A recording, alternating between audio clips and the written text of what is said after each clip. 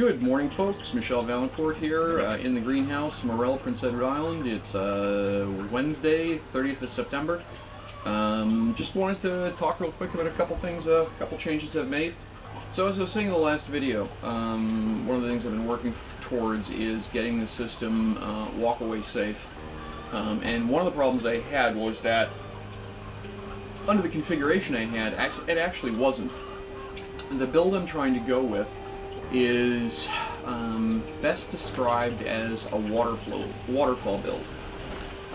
Most systems you see, if you have two grow beds, and then the grow beds are dead level to each other, so that, and in many cases the water is actually filling from the fish tank into both grow beds simultaneously via split feed of some kind. What I'm trying to do is mimic a behavior which I have seen in nature, and that's something I try and do a lot. For example, with my radial flow filter, just let the chickens out, so they're kind of noisy right now. So for example, with my radial flow filter, when the airlift pump brings water up into the radial flow, it goes across into my polycotton, my polyfill filter. And as it drains back down into the fish tank, it actually does not go out a single hole, it goes out many, many little holes to generate the effect of a rainfall on the surface of the fish pond. It's noisy. I've actually got all the pumps and everything turned off right now just to cut the noise down. But it generates a tremendous amount of surface aeration because it's constantly breaking the surface up and the water hitting the surface that way. So, one of those things, I've been doing a little bit of reading and research for polyculture, and one of the things they basically say is, look at nature, do what it does, because nature runs without us. Okay, great. So to me it seems to make sense that if I want to have an artificial system that is as walk-away safe as possible, my artificial system needs to be as close to a natural system as possible. So when I go stand outside, you know, I often use the description "a lake in a box" to just explain how aquaponics work. So with the principal body of water, the fish tank being the lake, and then the stuff growing around it being, you know, your crops, being essentially effectively the marginals that are growing on them, you know, either in the water or at the edge of the water to soak up the fish effluent, the nitrate cycle, and return clean water to the fish. Okay. But I thought about it and I thought, well, a lot of lakes have a river running off them, and how do those rivers work? Rivers don't have, you know, if you look at it, it's water moving from a head pond along a course, and everything along the banks gets watered. So I said, okay, well, is there a reason we don't build aquaponic systems that way? And of course, one of the great things about the internet, and YouTube in particular, is somebody figures out how to do something. Either they read about it, for example, the University of Virgin Islands paper on aquaponics, or other sources. They go build one, they put up a YouTube video saying, yes, this works exactly as this guy did it. That's how you should do it. And the next guy comes along, or the next girl comes along and sees the first video and says, well, it'll work for them, so they reproduce that person's build and say, yes, that person's build works exactly the way it claims to. And so a year later, everyone's just done what the first guy or girl have done. So I thought, well, but why? Is there a good reason not to do it this way? Essentially, a riverbed design flow system. So it's still an ebb and flood. My water comes out of. I'm pumping. There's one pump in my system for water. Lifts water from the sump into the fish tank. And then what I'm doing is my solids lift overflow maintains the water depth at about 1.25 meters in the tank, and then about 1.1 meters actually is probably closer. And then anything that flows over is what runs into the fish tanks, into the grow beds. So right now, I'm just going to grab the camera here and point at things. So right now, water moves from here, as you've seen in my previous videos, through this manifold into this grow bed. It flows under the grow bed and then out this overfall pipe into the next grow bed. And then down the far end, you can see the return pipe that runs back to the sump. Sorry about the shaky camera work here. The Polaroid I've got, it's a sports camera. It's a little, maybe the size of a couple of Zippo lighters. Really nice little piece of kit, but there's no viewfinder on it, so it's kind of hard to make sure I'm holding the camera straight. So the idea is, to get back to what I was talking about, from the perspective of a river, if you want to use that in description, water flows down. Yeah, essentially it's a waterfall, and then the return cycle. And it seems to be working okay. There are a couple of little hooks that I've discovered, and the single biggest one is that there's an innate limitation to the length of the system. If your grow beds are all perfectly level, you can run them as long as you've got room. With this type of a system, there's an innate problem with the system in terms of its length, and I'll show you what I mean. So you'll notice that over here there is, you know, a few inches, maybe 15 centimeter drop between the water level and the top of the grow bed. That's not bad, because any drop is good, because I'm not really trying to run this as a siphon. So the water drops a short distance through that pipe in here, goes down to the bottom of the grow bed, floods the bottom of the grow bed fills. This is one of my overhead siphons. You can see the pipe here. It runs from here down at an angle into this corner. I've just got a piece of what's that? That's 3-inch. That's 4-inch. So 100 mil. It's either 75 mil or 100 mil ABS that I'm using as a depth gauge, so I can see what's going on in the bottom of my tank. A little float in it. So the goes from here down to the bottom of the tank. So this runs as an overhead siphon and fills this tank.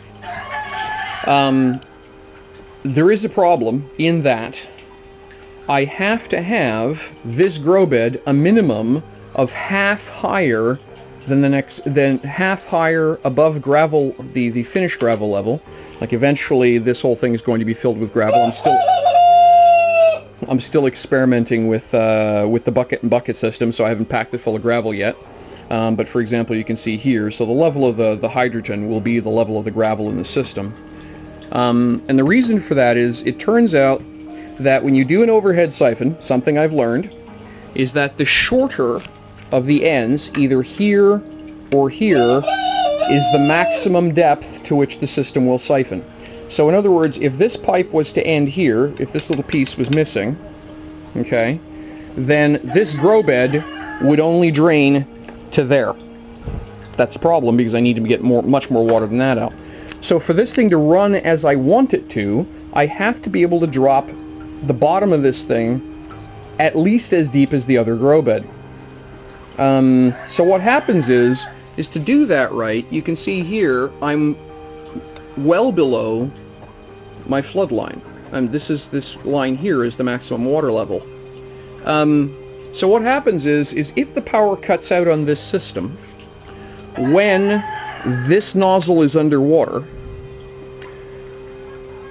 when the pumps turn back on and water starts pushing out of this system, this doesn't run as a siphon anymore. Now, I've encountered this, and I showed you guys this in my other video, but I was astonished to find out it'll do it just with back pressure from water here. If I go... Now, I've been messing around. This piece of pipe, it works out, and if anybody can explain this to me in the comments, please, please, please, let me know why. I don't understand this. All I can tell you is what I see. If this piece of pipe here goes much deeper than where it is now, I can fill this grow bed all the way up to the edge of the nylon, and water won't come out this no matter what I do. It'll actually overflow and pour out onto the floor of the greenhouse. At the length this piece of pipe is, when this piece of pipe is covered by about 1/8 of an inch of water, literally I've got water over top the gravel, it will slowly start to push water through, and eventually this will actually run as a siphon, in spite of the fact that there's water covering it. But I don't understand why. The problem is in the process of getting this process to run, I almost flood the grow bed again.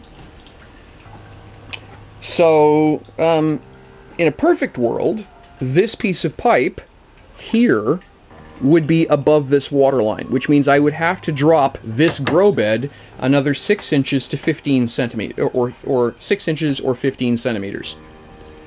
So you can start to see the problem. If I have to drop essentially the full height of a grow bed every time to get enough clearance for my overhead siphons, and that in this particular case would be 45 centimeters or 18 inches, well, if I drop from here another 45 centimeters to 18 inches, the top of my next grow bed is down here. And that's below the line of my return pipe. Which means I'm obligated, if I want this to continue to work, I have to drop my sump into the ground almost 18 inches. The floor in this greenhouse is iron clay. Prince Edward Island, good old island clay. After a summer of being in the greenhouse here, being baked under the 40 degree 100 Fahrenheit afternoons that we get here in the greenhouse, this stuff is essentially brick. So I would have to take my system apart and then do a lot of back-breaking work to dig a hole over there to drop my sump low enough that water would gravity run back to the sump. So, or the other option is that this grow bed, this grow bed, and this grow bed each would have to be jacked up 18 inches higher than they currently are.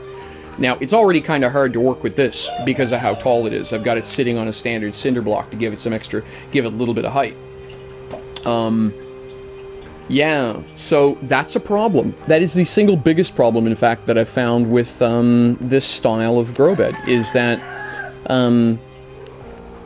even with the compromise I made over here, and I'll talk about my the standby that I put into it, because every grow bed has to drop at least half its own height to get a proper siphon effect, the length you can go is limited by essentially how high your water line is off the floor.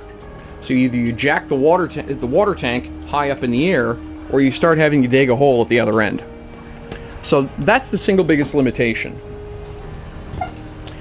What I've done over here is, in my perpetual quest for walk-away safe, is I went and got what they call a tank fitting, or a bulkhead fitting. That's a 25 mil 1 inch fitting, and that's all 25 mil 1 inch pipe. So when this piece of pipe here winds up, is almost underwater, when there's water starting to show up around this piece of pipe, in here water starts to flow through. Eventually, even if this pipe is blocked, what'll happen is enough water will flow off the top of this to stop this grow bed from pouring out onto the floor. Enough water will fill this grow bed that this siphon here will actually run and drain this grow bed, and then that kicks off this one.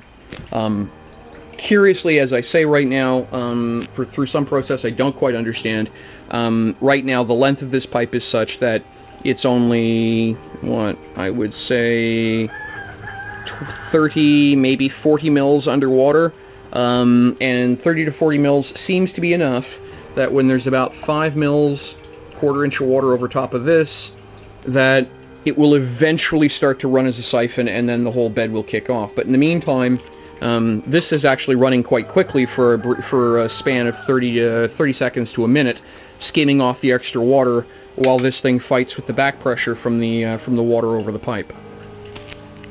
So that's more things I have learned in my aquaponics system. The bucket and bucket is working okay. The beans are looking a little scraggly right now for two reasons. The first of which is that I screwed up when I first did them.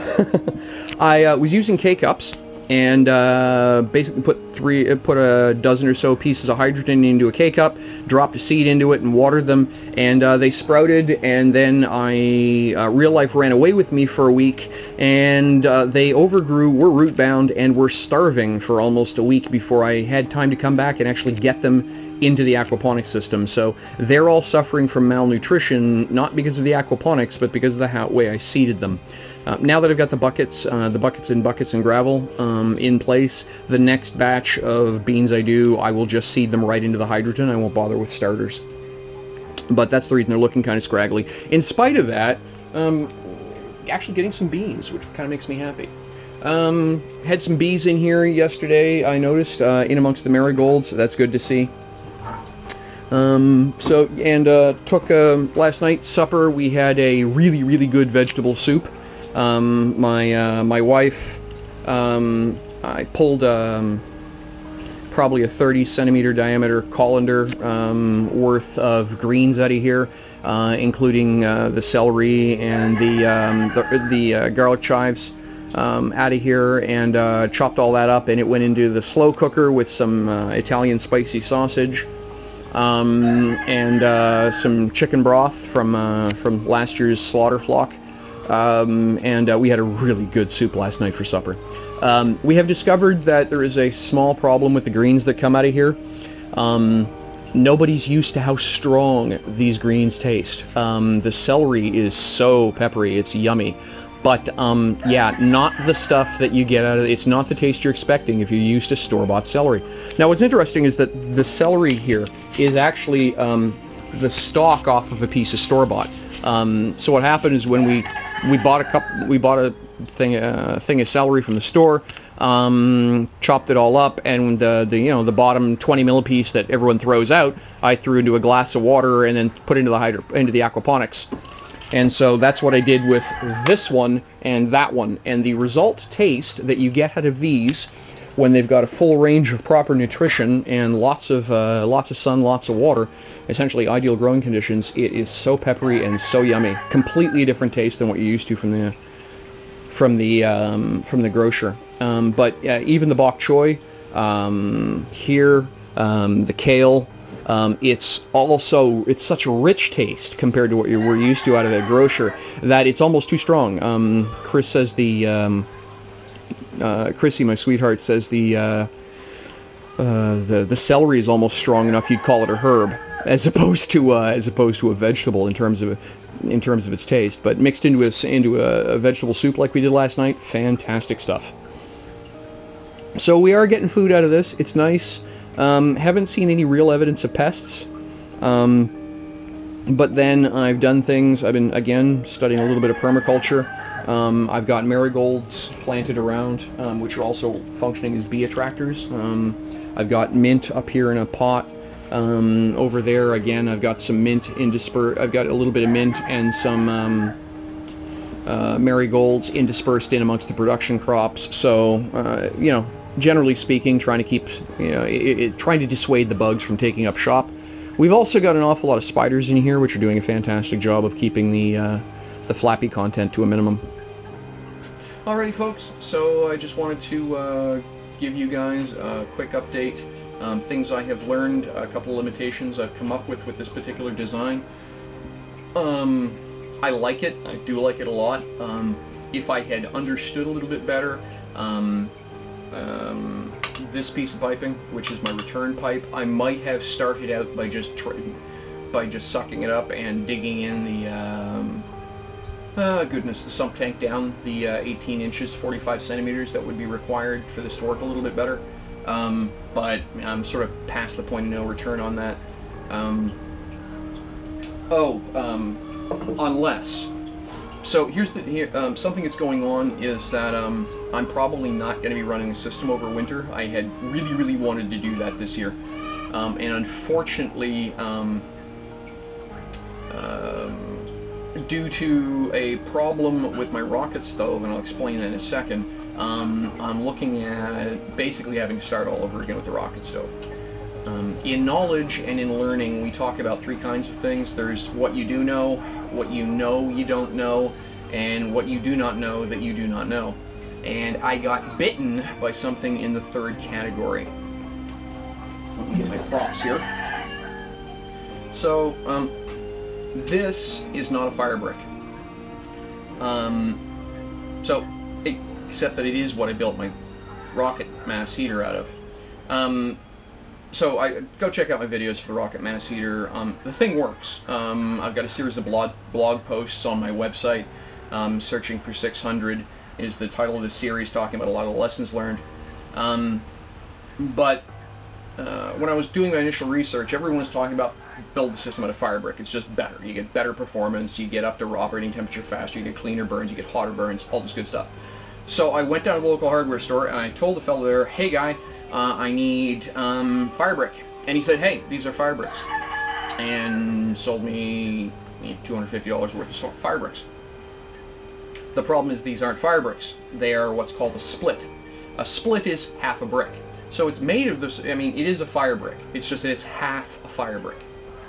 Now, if this was running a wood stove, what you would have would be fire here, fire, you know, the split fire brick, and where my hand is a piece of steel. That's the frame of the furnace that's going to take some of the heat away. So the heat here, as this brick heats up, is being cooled a little bit, so you don't wind up with extreme thermal shock propagating through the brick for its thickness. Unfortunately, the temperatures that rocket mass heaters operate at, well, first off, would melt your wood furnace. I was getting up to, it's 600 Fahrenheit, which I think is 380 Celsius. And that was the outside temperature on the burn barrel.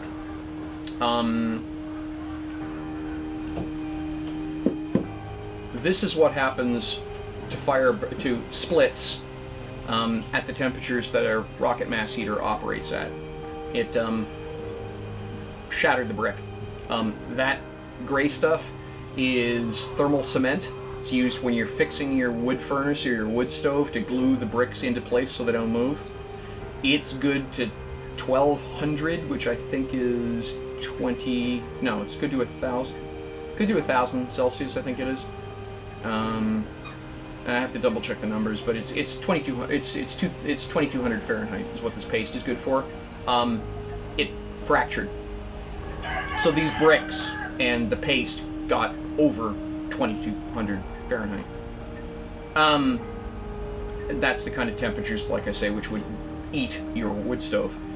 Because these bricks are okay for lower temperatures because they never get hot enough to stress the brick to the point where the mass of the brick is a question. So a full-size brick would be that thick. And with that much mass, then you get to the ability to be able to soak up thermal expansion and things like that. So, because I didn't know that, I've got a rocket mass heater core, which is currently in about 12 pieces, where several of the bricks in the burn tunnel just shattered. They just broke. I was getting pearl white temperatures, like visually when you look inside. You know, in the feed tube, the mouth of the burn tunnel was pearl white. So, where that leaves me is I gotta go buy a bunch of fire brick. Now, it turns out there's a place in Canada, in Toronto, that sells stuff to build pizza ovens, outside wood brick ovens and things like that. And so for me to get the materials I need, because nobody I've been able to find locally sells the stuff I need to do it right, all they sell are splits. They label them fire brick, but they're all splits. Would cost me about $500 in materials, between thermal blanket, thermal board, and fire brick. And then I'm probably looking at another $200 that I would need in cordwood delivered.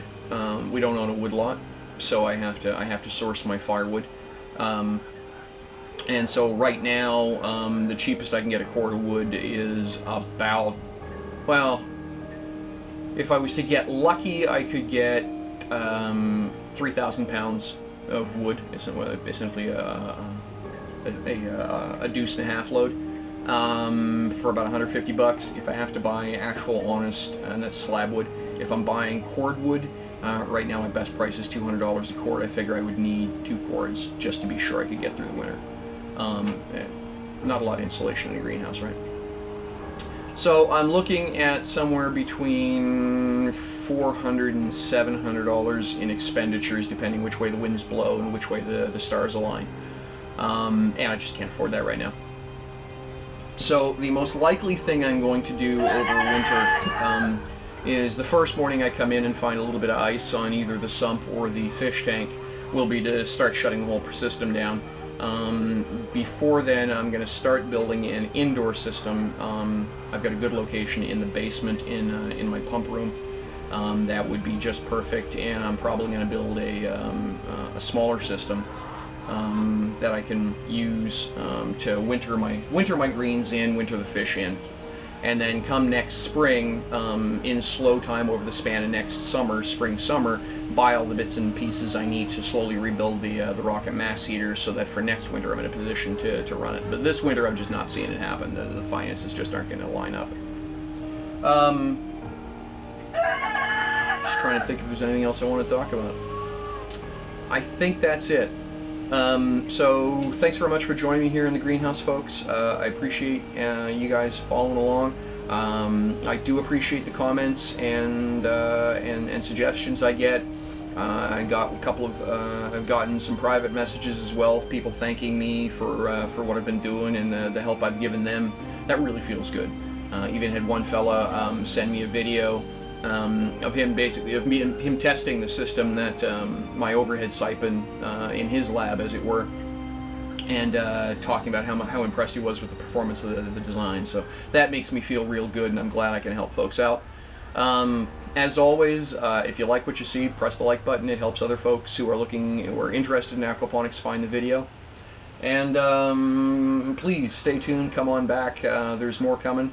Like I say, the worst outcome is that there'll be a series of videos shot in my basement over the winter while the snow's piled up 3 feet deep outside. Alright, all the best, take care of yourselves, and look forward to talking to you in the next video. Bye-bye.